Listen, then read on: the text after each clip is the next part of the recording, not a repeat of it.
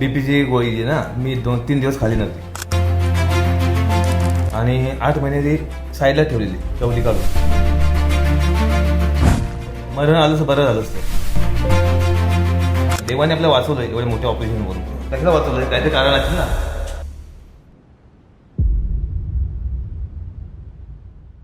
Pradeep sir, आपण आज आधार rehabilitation services च्या कल्याण सेंटरमधून आपण बोलत आहोत. तर आपण एक 10-15 मिनिटात ना एकदम आपण एक इम्पॉर्टंट असं डिस्कशन करूयात, जेणेकरून जो कोण बघतोय त्यांना पण माहिती मिळावी. त्यांना, कारण की खूप गरजू लोक आहेत, तुम्हालाही माहिती आहे समाजात, आणि खूप अशा प्रकारचे लोक आहेत ज्यांना ते मार्जिनलाइज बॅकग्राऊंडमधून आहेत, त्यांनाही ती माहिती मिळावी. त्यासाठी आपण आज 15-1 मिनिट बोलूया. पण ह्या सगळ्या गोष्टींच्या आधी मला एकदा तुम्ही सांगाल का, तुम्ही तुमच्या आयुष्यामध्ये पहिले व्यवसाय काय करत होते किंवा तुम्ही काय काम वगैरे करत होते, हे सांगाल का तुम्ही? तर तुम्ही मला सांगितलं तर तुम्ही किराण्याचं दुकान वगैरे तुमचं एक्झॅक्टली काय होतं तुम्ही सांगाल का मला परत एकदा? काय रेशनिंग शॉप रेशनिंग शॉप होता तुमचा, है ना? आणि आत्ता जसं फॉर एक्झाम्पल तुम्ही मला सांगाल की एक्झॅक्टली तुम्हाला काय आजार किंवा काय झालं होतं ज्यामुळे तुम्हाला आधार रिहॅबिलिटेशन सेंटरबद्दल कळा? आजार म्हणजे पॅरालिसिसचं. मेन कसं बीपीची गोळी जी ना मी 2-3 दिवस खाली नव्हती बीपीची गोळी. अच्छा. आणि त्याच्यामुळे काय झालं, बीपी हाय झालं. बीपी हाय होऊन ब्रेनमध्ये शूट झालं. अच्छा. ब्रेनमध्ये जी नस असते ना ती फाटली. ओके. आणि हे कधी झालं किंवा हे 2023ला 2023 माझं 2 जानेवारीला ऑपरेशन झालं ब्रेनचं. तर ब्रेनचं ऑपरेशन झालं ना, तर इकडनं पूर्ण राईट साईडला ही असं ना कवटी आपली ती पूर्ण ओपन केलेली.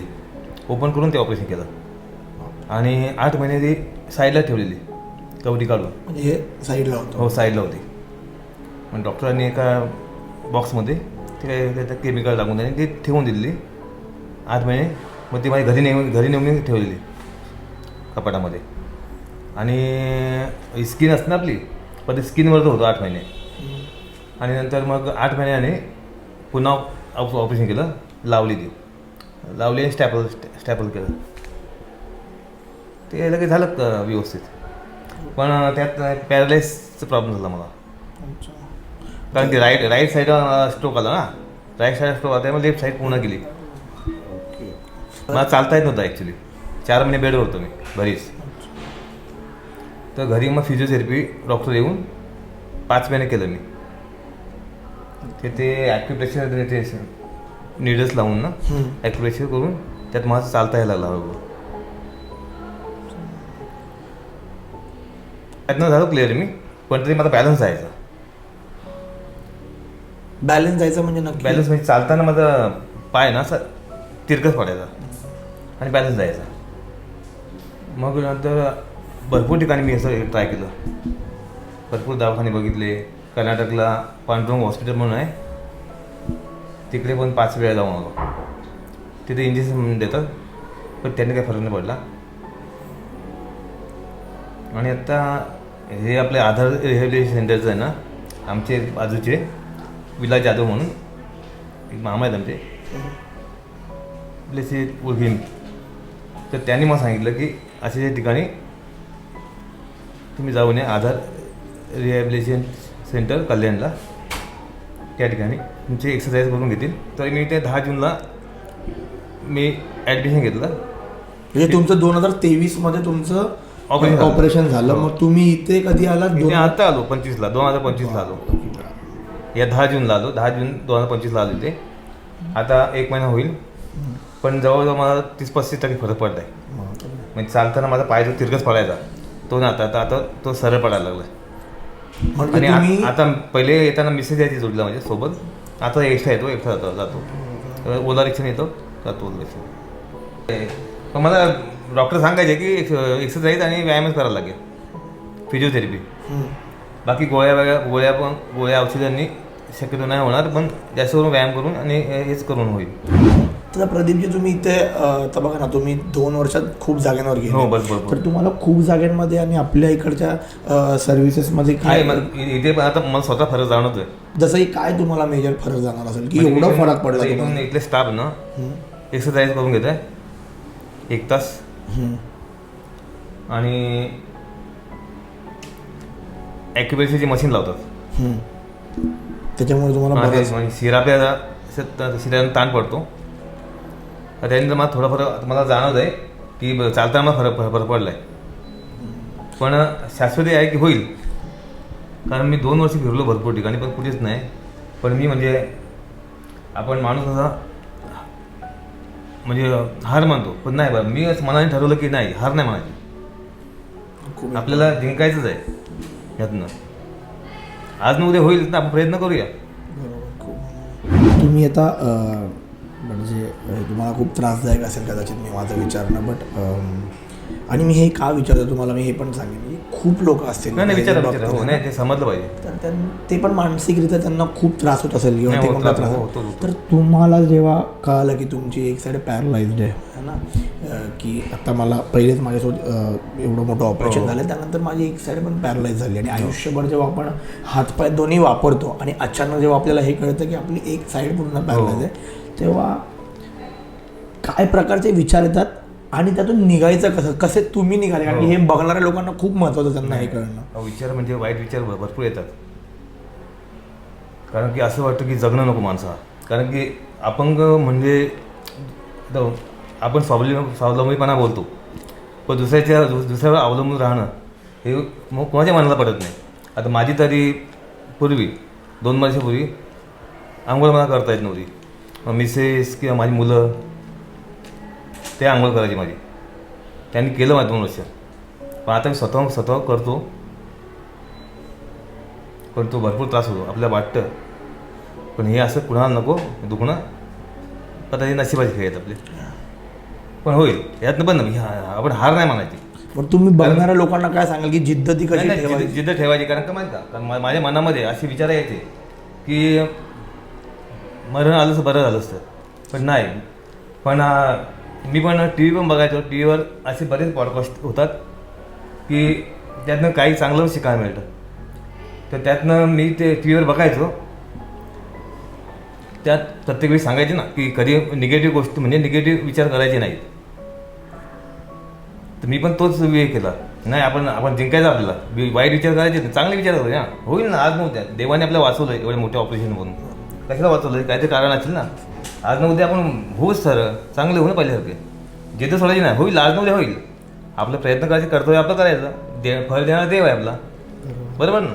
आपण प्रयत्न करायचे. आता बघा एवढ्या ठिकाणी जाऊन मी आता इकडे कल्याणला आता येतो, मी डेली येतो. आणि कधी माझे गॅप पडलं, खाडं झाला, मला करमत नाही कधी. कारण की कसं की आपल्या व्हायचं व्यवस्थित तर खाडा करून जमणार नाही. मी डेली येतो, डेली. तुम्ही टी व्हीवर लोकांना बघितलं, तिथं तुम्हाला मोटिवेशन मिळालं. आता खूप लोक तुम्हाला बघतील, ते ज्या त्रासात असेल त्यांनाही तितकंच मोटिवेशन. जिद्द नाही, जिद्द हरायची ना आपण. आणि प्रदीपजी, घरच्यांनी तुम्हाला या पूर्ण ज्या एका पूर्ण जर्नीमध्ये तुम्हाला त्यांनी कसा सपोर्ट केला होता? कारण की आपले लोक आपल्यासोबत असणं अत्यंत गरजेचं असतं अशा टाईममध्ये. तर त्यांच्याबद्दल तुम्ही काय सांगाल तरी? घरी कोण कोण आहे तुमच्या सध्या? घरी मुलं आहेत, मिसेस आहे, मुलं आहेत, भाऊ आहे माझा. सर्वांनी मला भरपूर सपोर्ट केला.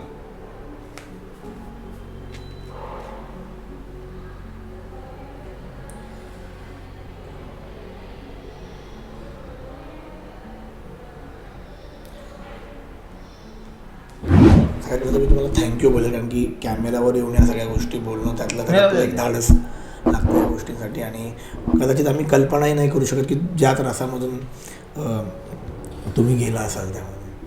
तर आपण घरच्यांबद्दल बोलू शकतो. तुम्ही जर कम्फर्टेबल असाल तर आपण घरच्यांबद्दल बोलू शकतो. कारण की ते जसं मी पहिलेही बोललो की खूप लोक बघत असेल, त्यांच्या घरच्यांनाही कळेल किंवा अशा खूप लोकांनाही एक मोटिवेशन येईल की नाही आपण पण जसं तुम्ही खूप महत्त्वाचं बोलले की जर देवाने आपल्याला जिवंत ठेवलं खूप त्रासांमधून, तर काहीतरी कारण असावं म्हणून त्यांनी जिवंत ठेवलं. तुम्ही मला घरच्यांने कसं सावरलं, त्यांनी तुम्हाला कसं मोटिवेट केलं किंवा काय प्रवास राहिला तुमचा, तुम्ही सांगाल?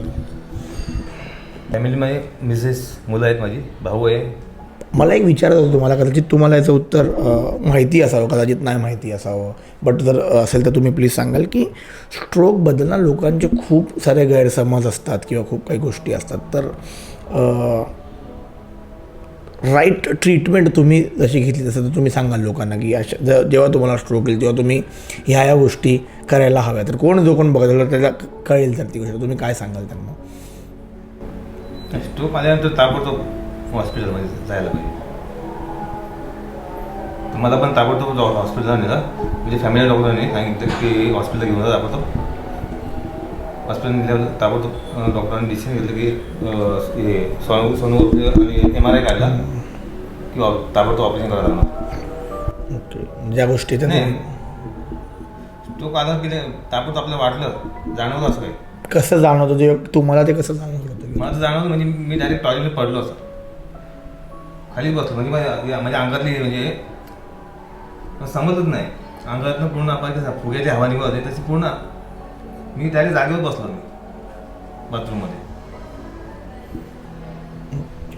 मुलांनी बाहेर काढलं आणि डॉक्टरांना बोलवलं ना, डॉक्टरांनी चेक केलं. डॉक्टर बोलले की स्ट्रोकचं संबंध दिसते, त्या ताबडतोब हॉस्पिटलला हलवा. आणि खरं म्हणजे मेन म्हणजे स्ट्रोकचं समजलं की ताबडतोब हॉस्पिटलला गेलं पाहिजे.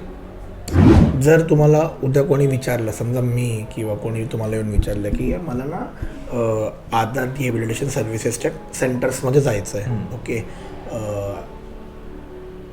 आणि तुम्हाला विचारलं की प्रदीपजी तुम्ही आधार रिहॅबिलिटेशन सर्व्हिसेसच्या सेंटरमध्ये तुम्ही गेला आहात, पहिले तुम्ही कल्याण सेंटरमध्ये आला आहात है ना, तसं आपले सेंटर अजून बऱ्याच जागेंवर आहे. जसं तुम्हालाही माहिती की बदलापूरमध्ये आपण, अंबरनाथमध्ये आहोत आपण, उल्हासनगरमध्ये आहोत आपण, कल्याणमध्ये आहोत आपण, मीरा भाईंदरमध्ये आहोत आपण, आता आपण वसई विरार आणि ठाण्यामध्ये पण आपण येतच आहोत आता. तर जर मी तुम्हाला विचारलं की तुम्ही तिथे जाऊन आलात, माझ्या ओळखीत किंवा माझ्या ओळखणाऱ्या जो काही सर्कल आहे त्यामध्ये कोणाला गरज आहे इकडे त्याची, तर तुम्ही कल्याण जे आपलं आहे आधार रिहॅबिलिटेशन सर्व्हिसेसचं सेंटर, तिथे जायचं आहे, तर का जा? तुम्ही काय सांगाल की का त्या एखाद्या माणसाने जावं? इथे स्टाफ पण चांगला आहे आणि इथे सर्व्हिस पण चांगली देतात, कारण की मला पहिल्या दिवसापासून ना आणि आपल्या घरच्यासारखी ट्रीटमेंट देतात आहे स्टाफ. Nice nice, okay. तर थँक्यू प्रदीपजी, तुम्ही तुमचा टाईम दिलात आणि सगळ्यात इम्पॉर्टंट मेसेज दिला की जर देवाने आपल्याला वाचवलं आहे तर काहीतरी कारणास्तव वाचवलं आपल्याला आणि आपल्याला त्या जिद्दीनं लढायला हवं, कारण की काहीतरी कारण ज्यामुळे आज आपण जिवंत आहोत, तर त्या कारणासाठी आपण नेहमी तसं लढत राहायला हवं आणि आपण गोष्ट केली पाहिजे. आणि आम्ही तुम्हाला विश करत नाही तर आम्हाला गॅरंटी आहे की तुम्ही परत खूप लवकरात लवकर रिकवर होतो. 35% तुम्ही इतक्या कमी वेळात रिकवर झालं, तर अजून खूप कमी असं एक जर्नी राहिली आणि तुम्ही लवकरात लवकर रिकवर झालो असे आम्ही सगळेच तुमच्यासाठी विश करतो आणि प्रार्थना करतो. Thank you so much.